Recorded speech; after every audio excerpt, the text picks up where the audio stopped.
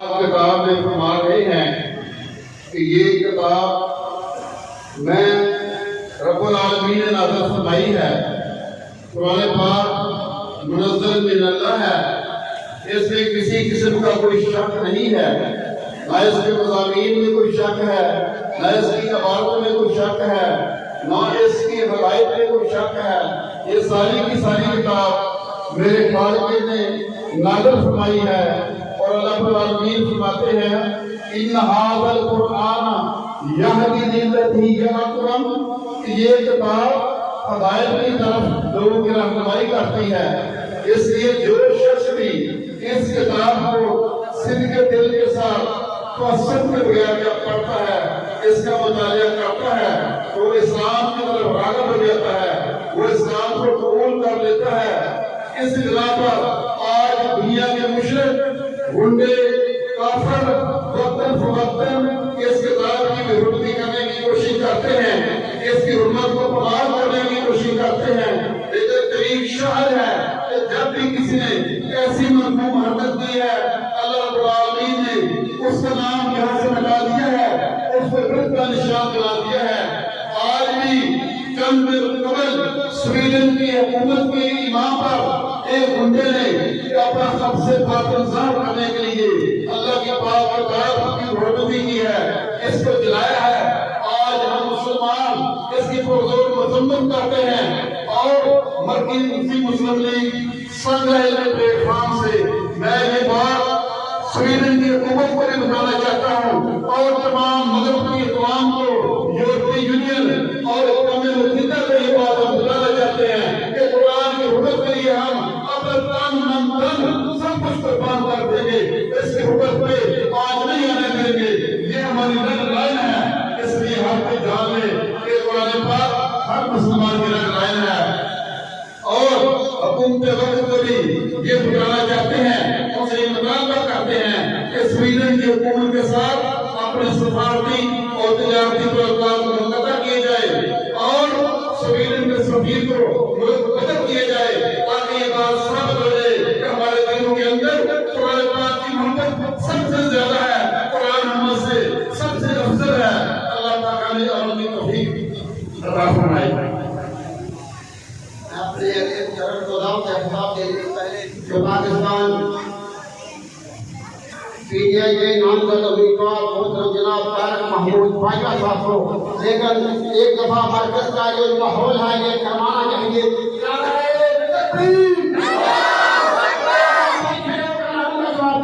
یہ احتجاج کا دور ہے، نعرہ تکبیر،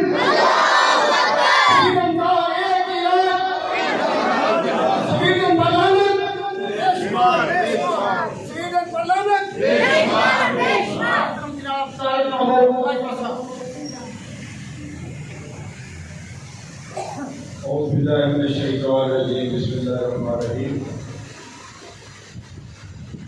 سب سے پہلے جو سویڈن نے جو ناپاک حرکت کی ہے، ہم سب اس کی مذمت کے لیے اکٹھے ہوئے ہیں۔ محترم نقوی صاحب نے بڑی تفصیل گفتگو کی ہے، ہر بات پہ روشنی ڈالی ہے۔ قرآن کریم کی حرمت کو کوئی بھی بحال نہیں کر سکتا۔ قرآن کریم اگر پہاڑوں کو اترتا تو ریزہ ریزہ ہو جاتا۔ اللہ پاک نے اپنے نبی کی حرمت، قرآن پاک کی حرمت اپنے نبی کے لیے فرمایا کہ عرفات اللہ کا ذکر ہے۔ اے نبی، میں نے تیری حرمت، میں نے تیری ذکر کو بلند فرما دیا، اور ہم سب مسلمان جیسے کہ نبی صاحب فرما رہے تھے قرآن کے ساتھ جڑ جائیں۔ آپ بلندی کی طرف جانے کا ایک ہی راستہ ہے، قرآن کریم کے ساتھ جڑ جائیں، اس کے ترجمے کو پڑھیں۔ تو میں نے پہلی دفعہ کسی قاری کسی آفت سے سنا ہے کہ مولوی ترجمہ نہیں پڑھنے دیتے کہ آپ کو حق کا پتہ نہ چل جائے، اور اللہ کے فضل و کرم سے جب ہم اس کا ترجمہ پڑھیں گے اور ہمیں ہاتھ اور سچ کا پتہ چل جائے گا۔ ہم سب مسلمان مل کے اس ناپاک جو انہوں نے حرکت کی ہے اس کے سبق کرتے ہیں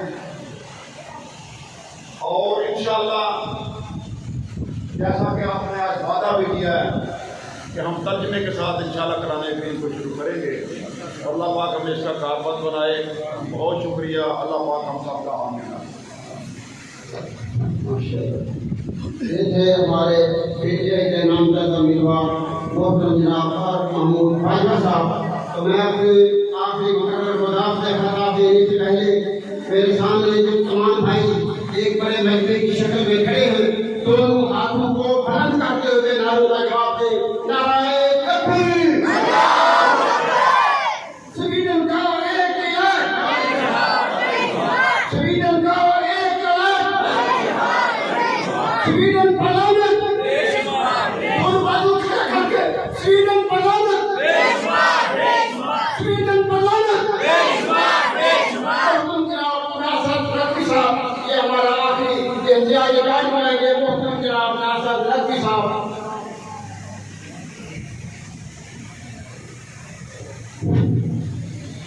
السلام علیکم ورحمۃ اللہ وبرکاتہ.